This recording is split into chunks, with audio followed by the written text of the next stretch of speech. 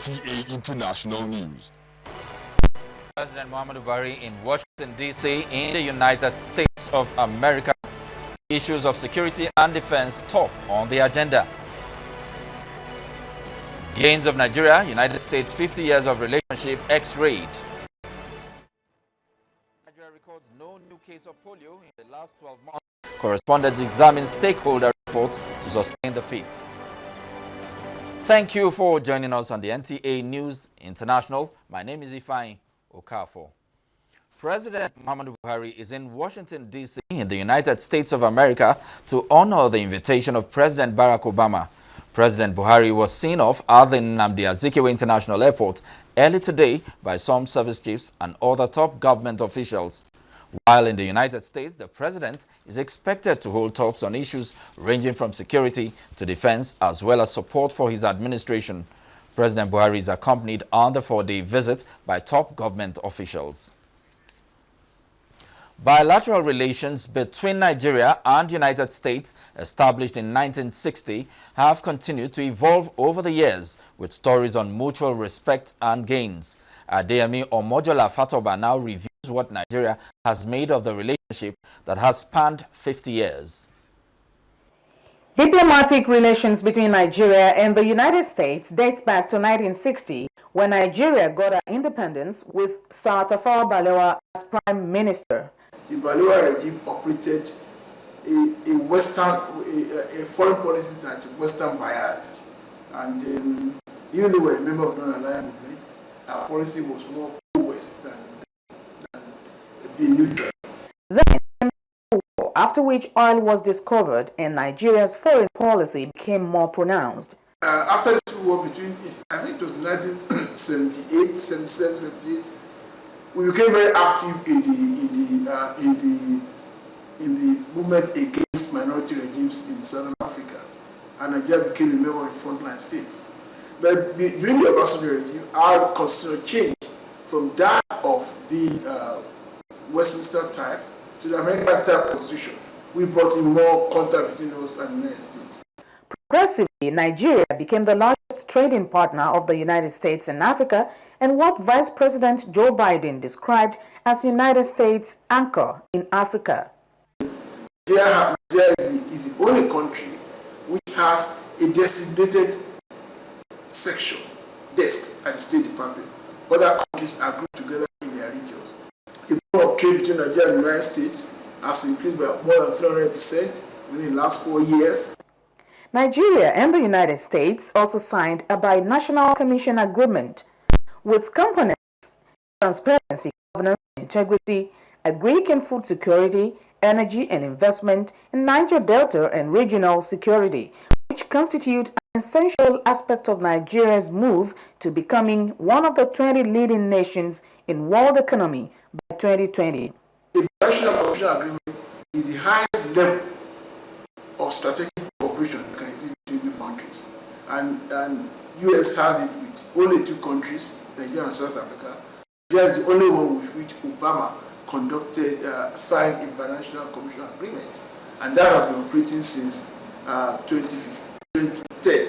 We had our disagreement though towards the end of last regime on the issue of the modalities for implementation of the agreement for military cooperation of Boko Haram.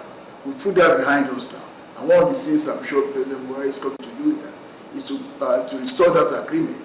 Our President, Muhammadu Buhari, will be hosted at the Blair House, the official guest house of any U.S. president. It's the first time when you have seen a president of a country that has already been inaugurated, less than 2 months, being invited by President Obama for an audience. And not only that, this is the only African head of state that has been accommodated at the Blair House. That shows the importance of attached to the visit, the respect, the hope and expectation of President Buhari, and the confidence they have in his leadership. Ambassador Adefuye added, President Buhari's visit to the U.S. is both a state and working visit designed to achieve specific objectives. From Washington, D.C., Adeyemi Omojola Fatoba, NTA News. We apologize for the poor picture quality in parts of that report. Now, as President Muhammadu Buhari visits the United States, experts are projecting that Nigeria should look beyond oil and shift focus to products that could ensure job creation and generate wealth. This, they say, will further boost trade relations between the two countries. Incidentally, the issue of trade and investment is part of the agenda President Buhari is taking to the U.S. Vivian Idekwefo has details. Critical engine for economic growth. This sector is also very critical to achieving a robust manufacturing sector, which is key to a country's industrialization. A school of thought has it that no economy thrives on export of raw products alone and succeeds without paying attention to value chain addition. Even today's world industrialized nations rode on the platform of SMEs to become world giants. Going back to the United States, if you go back to look at some strong companies there, they started as small businesses. Nigeria, in her quest to become one of the top 20 economies in the world in no distant time, is giving utmost attention to this crucial sector of the economy. Various efforts and policies have evolved over the years to make this vital sector a more viable contributor to the nation's revenue base. Even in manufacturing, with all the challenges that people talk about, power and all this, we can still make a lot of, inroad. Experts are of the opinion that more still needed to be done to drive the SME sector. The wide gap of infrastructural development and lack of mentoring are areas where they believe the government should focus attention. As President Muhammadu Buhari visits the United States of America, he is expected to share the American experience of how it grew its SMEs.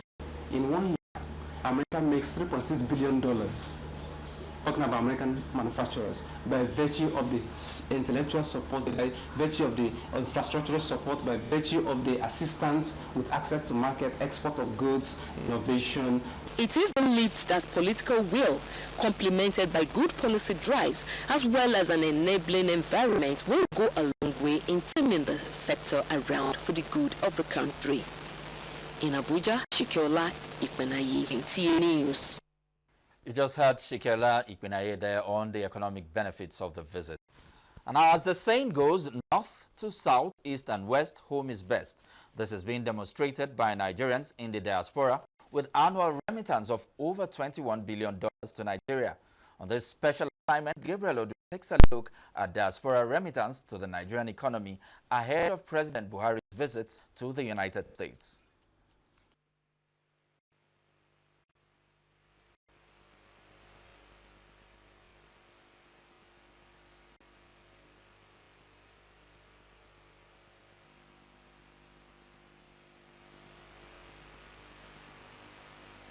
I sincerely apologize for the loss of audio in that report.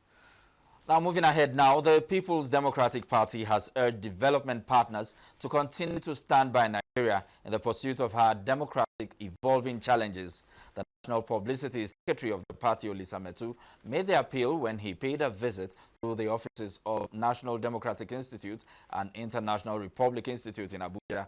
He said the visit is to seek the partnership of the two organizations with the party in providing a credible and issue-based opposition to the present administration, while his host promised to share the issues raised with relevant bodies. We believe that it has the mandate for the entire country. And for us, we will limit ourselves to providing alternatives and options to his policies and programs. That is the advice we're giving to all our members. I really like to challenge not only the PDP but also the APC and APCA and the Labour Party going forward over the next decade to really address the issue of internal party democracy, because that's where the fundamental weakness, I think, still lies in one of the fundamental weaknesses. We look forward to continuing the relationship with your party. We look forward to finding ways that we can help build the capacity of your body, your leaders, and also other members of the party. Former Head of State General Yakubu Gowon says Nigerians should use the platform of going on pilgrimage to the Holy Land to pray for peace and unity of the country. He was speaking at a dinner organized by the Christian Pilgrim Commission to recognize people who have assisted the commission achieve the feat it has attained so far. Correspondent Anthony Forsen reports. General Yakubu Gowon, who took time to speak on the state of the nation and the challenges facing it, said the pilgrimage offers citizens the most appropriate platform to renew their faith and seek the face of God for his bountiful blessings on the country. I am of the view that the sensitization element of this event is firmly anchored in pilgrims' prayers for self and for the nation, without which a trip to Jerusalem is just another adventure in tourism. We must never get tired of praying to God for the healing of our nation and ourselves. In 2005 to date, the Commission has succeeded in raising the number of pilgrims to take part in the exercise from 5,000 to 35,000, with a comprehensive program that has inculcated skills acquisition in the words of the Executive Secretary, John Okpara. Our moment is now. This is a change of believing. It's a change of a new beginning. It's a change of hope. It's a change of transformation. It's a change of spiritual rebirth. And we have to give this to Nigerian Christians. And Nigeria, of course, will be a better place for all of us. Go to Israel, have the experience, pray, but also learn something with to better their lives and make this nation a great nation. So I'm excited. It's one of the best things that this commission Some state governors and organizations who are taking the burden of sponsoring pilgrims were recognized at the occasion. The Nigerian Television Authority, the largest TV network in Africa, was equally recognized for its role in promoting the commission's activities. In Abuja, NTA News. President Faithful are policy in consolidated peace and unity in Nigeria. Obiageli Ugoke reports that this was the focus of a 4-day prayer for peace organized by the Anglican Communion Diocese of Abuja. It was a event for peace, progress, and divine intervention on the frequent insurgent attacks in parts of the country. The Bishop Theologian of the Church of Nigeria in his sermon admonished Christians to take part in prayer and contribute the individual culture to the development of this country. called a conference, a brainstorming to say this is Nigeria, this is the problem in education, problem in agriculture, problem in engineering, and let us fix this country. The problem with Nigeria, both leadership, followership, and but the leaders take the lead. And our prayer and what we them, those in leadership, particularly at this time, is to be committed, visibly, not just committed. Participants were drawn from different churches within the Federal Territory. Obiageli Ugoke, NTA News.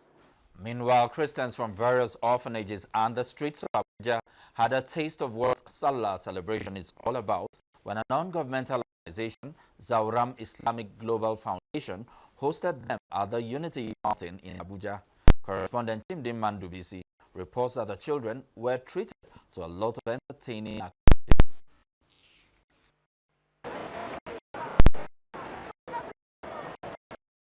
The Millennium Park, with its usual hustle and bustle, especially during celebrations like this one, families and friends taking out time to relax and share in the joy of Salah. This group at the Unity Fountain is unique. It's a vulnerable group of neglected by the society during festive seasons, orphans and the less privileged. The Zoram Islamic Global Foundation therefore brought together these children and the atmosphere to wine, dine, and participate in game shows.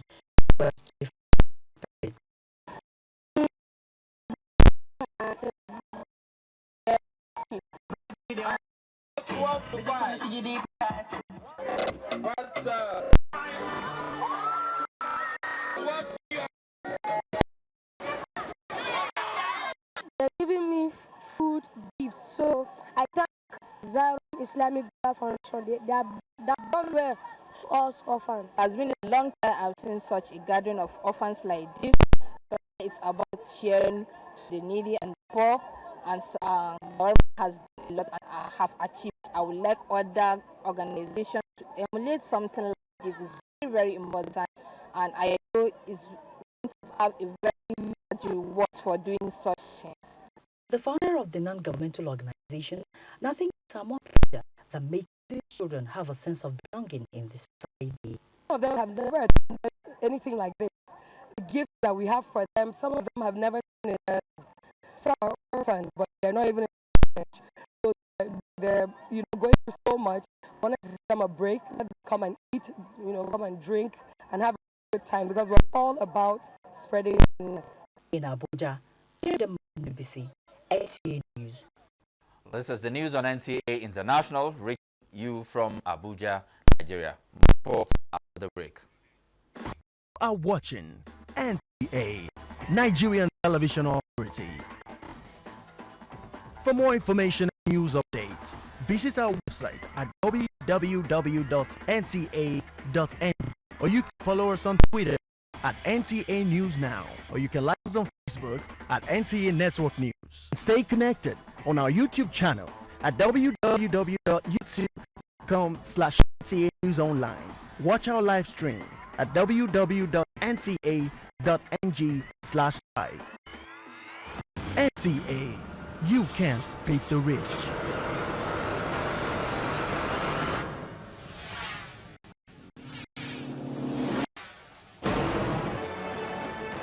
Good to have you back. Global Polio Eradication Initiative statistics indicates that in the last 1 year, Nigeria has recorded no new cases of polio virus type 1, but has 2 more years before it is declared polio-free. Olenka Ojo in this report takes a look at efforts put in place by stakeholders to sustain this feat. Over the years, polio has been a health challenge in parts of Nigeria. The country is one of the 3 remaining endemic countries with the disease globally, with Pakistan and Afghanistan. Although the federal government has intensified efforts to ensure that all children between 0 to 5 years are immunized against the child killer disease. This effort from July 2014 is paying off, as there is no new case till date.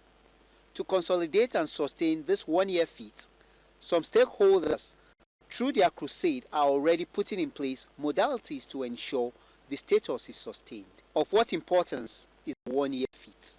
All hands must be on deck. These are the times that are most risky, the way it is, because for every child that is still out there that has polio, nobody is free. It's very important and pertinent that the efforts that we have on ground are not just doubled but tripled, so that we can finally end polio, because we're truly this close. And we'll make sure that every child is immunized against polio. Investigation revealed that with the interruption of the polio virus for a year, Nigeria still had until 2017 before it can be certified polio-free by the World Health Organization. Olenka Ojo, NTA News. Thank you, Olenka. Now, every part of the world has its peculiar historical background on how it came into existence. Perhaps its history may either emerge from one or both of the 3 sources of history, such as oral, monuments, and artifacts, as well as written history. Ado Ali Ibrahim takes a look at how the history of the legendary Kusugu Well, an artifact in Daura, Katsina State, has an important role in the history of Hausa kingdoms and Nigeria.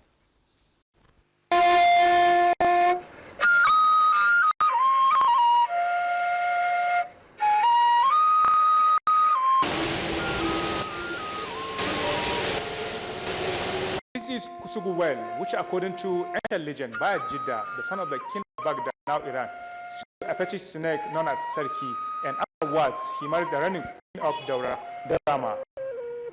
As story of Egypt will not be complete without reconciling all its ancient pyramids, indeed the story of Daura in Nigeria will not be complete without the legendary Kusugu Well.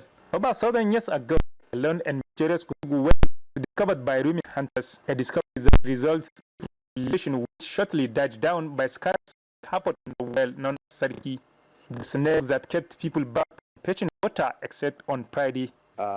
as the well was discovered, people were happy then. But unfortunately, at a certain time along the way, a Messianic known as Sarki occupied the well to the extent that it prevented the inhabitants from getting water on daily basis. But with the arrival of a man came from Baghdad, animal spirit brought an end of the menace of the Kusugu well. Daura Mashawata was then reigning queen of Daura, and she had rewarded Bayajidda by agreeing to marry him. After which they gave birth to Bawo. Bawo also begot 6 children, which put together with Bayajidda's earlier wife's son Birom, went out and found the 7 Hausa kingdoms, popularly known as Hausa Bakwai. The Hausa Bakwai kingdoms and their kings are Daura, Zaura, Katsina, Kumayo, Kano, Bawo, Zazzau, Gunguma, Gobir, Duma, Rano, Zona Kogi, and Garin Gabas Biram. Kusugwel curator Salisu Mohammed sheds that apart from nightmares experienced by the people living around it, the well has ever dried color 3 times a day. Rubber money of the water. Among the popular tourism in Nigeria, such as Slave Route in Lagos and Benin Kingdom Palace, where the well receives different caliber of tourists from within and outside the country. Other monuments and artifacts that play a significant role in the history of Daura and Hausa land. Soran which is the palace in Daura area that has water tower. Kofar Gabas is the gate where Bayajidda came into Daura. As the saying goes, the legacy of the heroes is the memory of a great name. Bayajidda knife and sword and the artwork on his table to kill the snake have now become the landmark of Daura Emirate in Katsina State. Thank you, Adu, for taking us back to our past. Now, despite society's increasing reliance on electronic documentation, archives have largely remained material responsibilities of cultural memories. Waziri Zayano reports on recent efforts made by scientists across the world to reconstruct history from lost materials. At a time when large-scale destruction of archives and monuments through political violence and social upheaval threaten historical erasure in many parts of the world, educationists have come up with new techniques of social, scientific, and humanistic inquiry to preserve important materials. Excavating absence from historical silence, as it's called, is a scholarly effort to reconstruct history and interpret cultural traditions from intangible, fragmented, or entirely lost material records.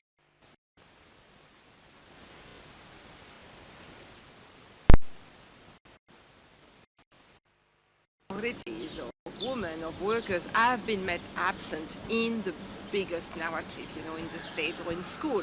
So they are absent from history, absent from narrative, and how to excavate in the sense that how to know where to look for their memories, for their history, and take them and reintroduce them so everyone will know. Dispossessed and marginalized people, places, and events are often most vulnerable to such material erasure. That if we look at something like the slave trade, the truly forgotten person there is the mother in Africa who produced these bodies that were traded across the world. But the really forgotten person was that first woman, that mother.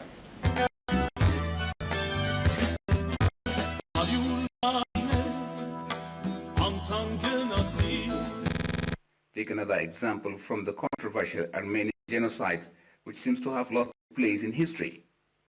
While some schools of thought officially denied that the tragic event ever took place, parts of the world are not relenting in excavating evidence to prove that what actually happened in 1915 was nothing short of genocide of monumental proportion.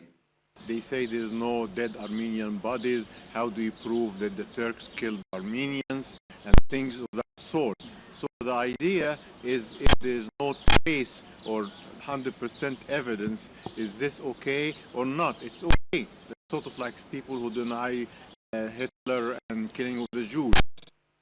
Qualified evidence for such a approach into modern knowledge is what now preoccupies the scholar's mind.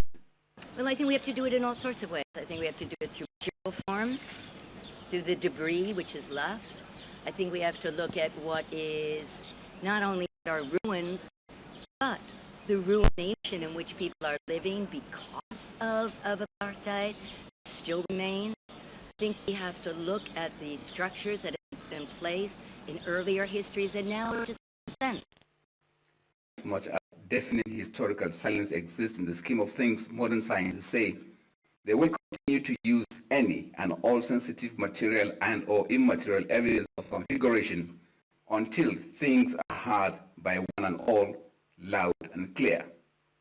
From Cairo, Egypt, Wazir Sayyan, NTA News.